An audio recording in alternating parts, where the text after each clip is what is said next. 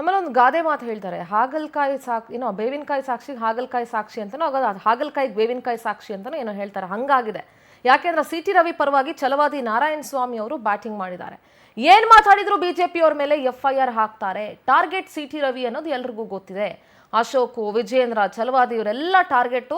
ಕಲ್ಲು ತೂರ್ದವರನ್ನ ಅರೆಸ್ಟ್ ಮಾಡಿದಾರಾ? ಇಲ್ಲ. ಕಾಂಗ್ರೆಸ್ನವರು ಸತ್ಯ ಹರಿಶ್ಚಂದ್ರರ ಅಂತ ಛಲವಾದಿ ನಾರಾಯಣ ಸ್ವಾಮಿ ಅವರು ಕೇಳಿದ್ದಾರೆ. ಇದಕ್ಕೆಲ್ಲ ಕುಮ್ಮಕ್ ಕೊಡ್ತಿರೋದು ಕಾಂಗ್ರೆಸ್ ಸರ್ಕಾರ ಅಂತ ಛಲವಾದಿ ನಾರಾಯಣ ಸ್ವಾಮಿ ಅವರು ವಾಗ್ದಾಳಿ ನಡೆಸಿದ್ದಾರೆ. ನಾಚಿಕೆ ಆಗ್ಬೇಕು. ಕಾಂಗ್ರೆಸ್ ಸರ್ಕಾರದವ್ರು ಕುಮ್ಮಕ್ ಕೊಡ್ತಾರೆ ಅಂತಂದ್ರೆ ನೀವೇನ್ ಮಾಡ್ತಾ ಇದ್ದೀರಿ? ಅವ್ರು ಅನ್ನ ತಿನ್ನಲ್ಲ, ನೀವಾದ್ರೂ ಅನ್ನ ತಿನ್ನಿ ಅಲ್ಲ.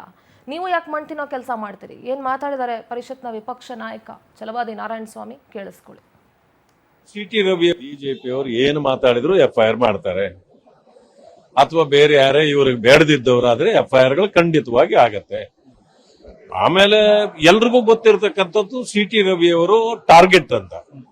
ಕಾಂಗ್ರೆಸ್ನ ಟಾರ್ಗೆಟ್ ಯಾರು ಅಂದ್ರೆ ಸಿ ಟಿ ರವಿ, ವಿಜೇಂದ್ರ, ಅಶೋಕ್, ಛಲವಾದಿ ನಾರಾಯಣ ಸ್ವಾಮಿ ಇವರೆಲ್ಲಾನು ಟಾರ್ಗೆಟ್. ಆದ್ರೆ ಅಪ್ಪಿತಪ್ಪಿಯೂ ನೋಡಿ, ಅಲ್ಲಿ ದ್ವೇಷ ಭಾಷಣ ತೆಗಿಯೋದು ಗೊತ್ತು ಬಡಿಯೋದು ಅಂತಂತಂದ್ರೆ ಬೇರೆಯವರು ಯಾರು, ಇವರು ಕಲ್ಲು ತೂರ್ದವ್ರನ್ನ, ಪಾಕಿಸ್ತಾನ ಜಿಂದಾಬಾದ್ ಅಂದವ್ರನ್ನ ಇದುವರೆಗೂ FIR ಮಾಡಿದಾರ? ಅರೆಸ್ಟ್ ಮಾಡ್ತಾರ? ಅಂದ್ರೆ ದೇಶ ದ್ರೋಹದ ಕೆಲಸ ಮಾಡಿದವರು ಕೂಡ ಇವರು ಸಹಿಸಿಕೊಳ್ತಾರೆ. ಇವತ್ತು ನಿನ್ನೆ ಇದರಲ್ಲಿ ನಡೆದಿರ್ತಕ್ಕಂಥದ್ದು ಮದ್ದೂರಿನಲ್ಲಿ ಯಾರು ಮಾಡಿದ್ದು? ಬಿಜೆಪಿ ಮೇಲೆ ಹಾಕಿದ್ರಿ, ದಳದವ್ರ ಮೇಲೆ ಹಾಕಿದ್ರಿ.